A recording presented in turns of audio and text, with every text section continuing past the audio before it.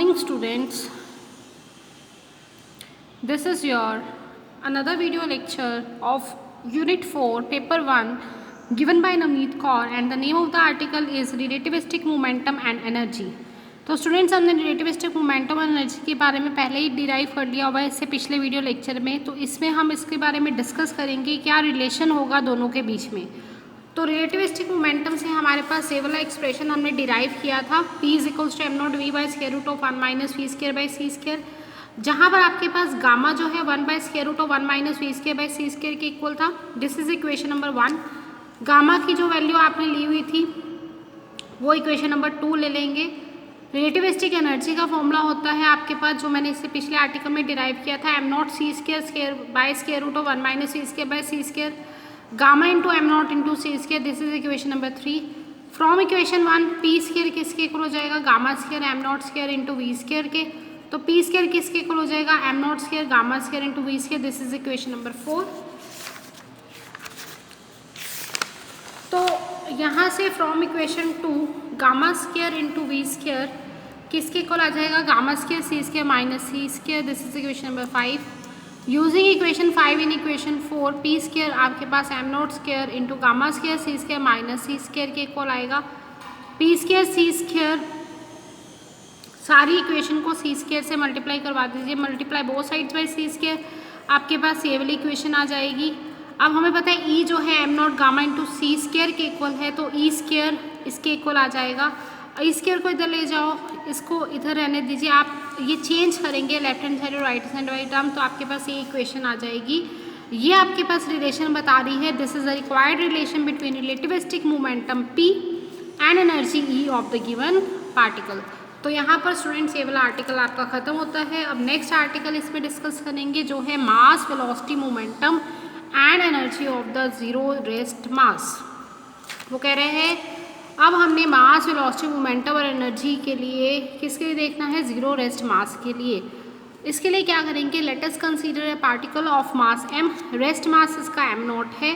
Classical mechanics में its energy is given by E is equals to mc square by c is velocity of flight. According to this relation अगर mass zero होता है then energy E भी क्या होनी चाहिए, अगर mass zero है तो E भी क्या होनी चाहिए, जीरो। लेकिन स्पेशल थ्योरी ऑफ रिलेटिविटी के अकॉर्डिंग एनर्जी जो होती है वो किसके इक्वल आती है, गामा m0 सी स्क्वायर के, वेयर ई गामा की value 1 by square root of 1 minus v square by c square होती है। इसमें पुट करवा देंगे तो आपके पास ये फैक्टर आ जाएगा, gamma into m0 square into c square, दोबारा से वही चीज़ लिख दी। तो in this case relativistic energy in terms of momentum is given by, इस केस में हम ऊपर वाली इक्वेशन से देखिए स्टूडेंट, जो हमने रिलेशन निकाला था ना, यहाँ से ई स्क्वायर की वैल्यू निकाल लीजिए। ई स्क्वायर की वैल्यू निकालने के बाद ई की वैल्यू निकालना, तो आपके पास ये आ जाएगा ई स्क्वायर की वैल्यू, ठीक है, ई वैल्यू निकल के आ जाएगी। This is equation number 1। फिर आगे क्या करेंगे, in this case the relativistic energy in terms of momentum is given by E, ये हमने निकाल लिया हुआ है, ठीक है। सेम ही इक्वेशन है ये आपके पास, ये इक्वेशन जो है स्टूडेंट्स दोबारा लिखी गई है। तो 1 and 2 both equations are same. तो इसमें दो केसेस अराइज होंगे। इफ द पार्टिकल अगर रेस्ट में है तो v की वैल्यू क्या हो जाएगी, इस केस में जीरो। अगर v की वैल्यू जीरो है तो हमें पता है momentum is equal to mass into velocity होता है, वेलोसिटी जीरो है तो p भी जीरो हो जाएगा। हैंस फ्रॉम इक्वेशन 2 e किसके इक्वल आ जाएगा आपके पास, p अगर जीरो है तो वो सिर्फ m0 स्क्वायर सी स्क्वायर बचेगा, का स्क्वायर रूट बचेगा, इधर बचेगा m0 सी स्क्वायर बचेगा। तो E इस केस में ये आ जाएगा। अगर कह रहा है if you have a particle like photon, neutrino etcetera having rest mass zero, then equation 2 क्या बन जाएगी, E is equals to P into c. तो उस केस में आपके पास E किसके इक्वल हो जाएगा, P इंटू सी के, अगर रेस्ट मास जीरो है, ठीक है। So this gives the energy of the zero rest mass. So for a photon of energy frequency mu, E किससे दिया जाता है, h into nu, where h is Planck's constant. So from equation 3 p की value क्या आ जाएगी, p की value आएगी e बाय सी। तो p की वैल्यू आ जाएगी e bye C, moment of particle of zero rest मास आएगा। Also we know that p is equals to E V bye C square. So comparing these two relations we get ई किसके, we किसके equal आ जाएगा आपका सी के, which shows that velocity of a particle of zero rest mass m naught is equals to 0 is always equal to the velocity of light c in all frame of reference। तो यहाँ से ये conclusion निकलता है। तो यहाँ पर students आपका जो है थ्योरेटिकल पार्ट ख़त्म होता है और इसके बाद आपका जो है न्यूमेरिकल पोर्शन शुरू होगा। वो क्या है आपके पास न्यूमेरिकल्स, वो कह रहे हैं two particles come towards each other each moving with a speed 0.9 c with respect to the laboratory as a frame of reference, what is their relative speed। तो इनकी relative speed क्या है, तो लिखेंगे from Einstein velocity addition theorem for a particle moving along x axis its velocity relative velocity is,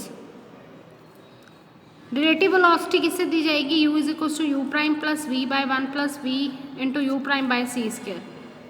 वो कह रहे हैं जो पार्टिकल है कितनी स्पीड से मूव कर रहा था, two particle come towards each other each with velocity 0.9 c with respect to the laboratory as a frame of reference. तो u प्राइम आपके पास आ गया 0.9 c, दोनों सेम से मूव कर रहे हैं, v भी कितना है 0.9 c। तो इसमें आप पुट कर देंगे, आपके पास u प्राइम भी इतना है, ये भी इतना है, इसको आप सॉल्व कर देंगे सिंपली। तो relative velocity of one particle with respect to another निकल के आ जाएगी c के टर्म्स में।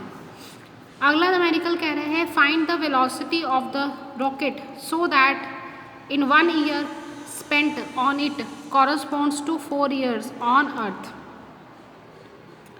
वो कह रहे हैं वेलोसिटी निकालो रॉकेट की किस तरह से कि उसका जो 1 साल spent on it corresponds to 4 years on earth. Here rocket is considered as a rocket move कर रहे हैं as a moving frame of reference s prime with respect to earth taken as frame at rest। Earth rest पे है और rocket move कर रहा है s prime में। तो प्रॉपर टाइम टी नॉट कितना लगा, 1 साल 1 ईयर में, अर्थ के ऊपर 1 ईयर, प्रॉपर टाइम उसको कितना लगा है, सो दैट 1 ईयर स्पेंड किया है उसने, कॉरस्पॉन्ड टू अर्थ के ऊपर 4 साल लग रहे हैं। तो टी नॉट हो गया 1 ईयर, टी हो गया 4 ईयर्स, टी किसके इक्वल हो जाएगा t naught by square root of 1 minus v square by c square, t हो गया 4, टी नॉट हो गया 1, बाकी वैल्यूज हम अभी ऐसे रखेंगे एज इट इज़। तो आप इसको सॉल्व कर देंगे, स्केयरिंग बोथ साइड्स कर देंगे, ठीक है। v बाई सी कितना आ जाएगा 0.968, this is the required answer. आगे क्या कह रहे हैं, calculate the heat energy in calories when 10 grams of a substance is fully converted to energy.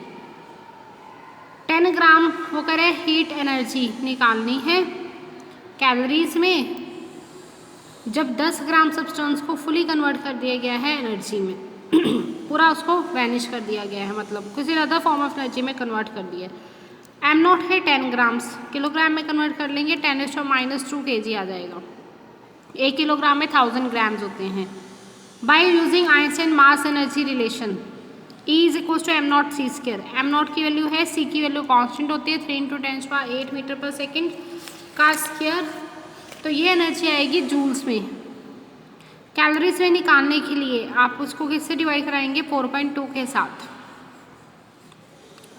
तो आपके पास रिजल्ट किस में आ जाएगा कैलोरीज में। तो स्टूडेंट्स ये था आपका यूनिट 4 जो यहाँ पर न्यूमेरिकल्स के साथ ख़त्म होता है। सो स्टूडेंट्स आई होप आपको यूनिट 4 समझ आ गया होगा। So this was all about your unit 4। Thank you students.